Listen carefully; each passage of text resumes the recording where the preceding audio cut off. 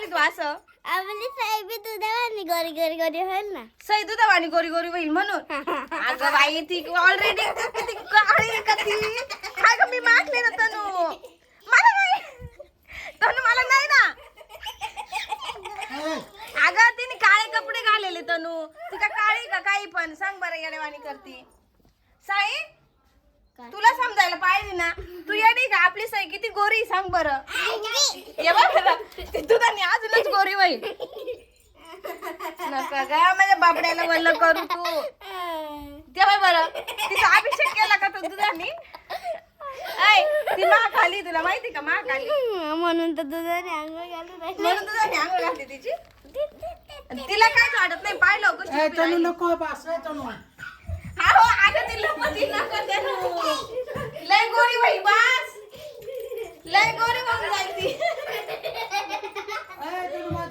लगेच गोरी झाली आता सई. ती गोऱ्या मारती बंदुकनी हो.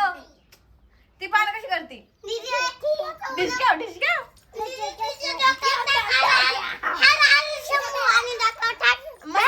शंभू खाता. अरे काय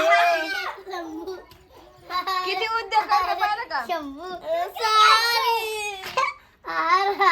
ए सई अगं बाहेर ना सगळ्या घरात दूध दूध केलं तुम्ही तिघे पोरांनी.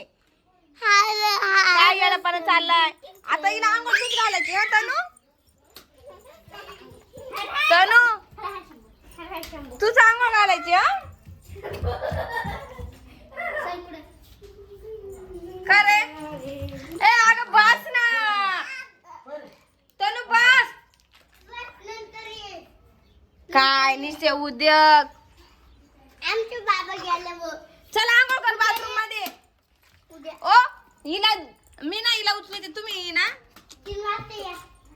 अहो काय येड्यावाणी करते तुम्ही बी.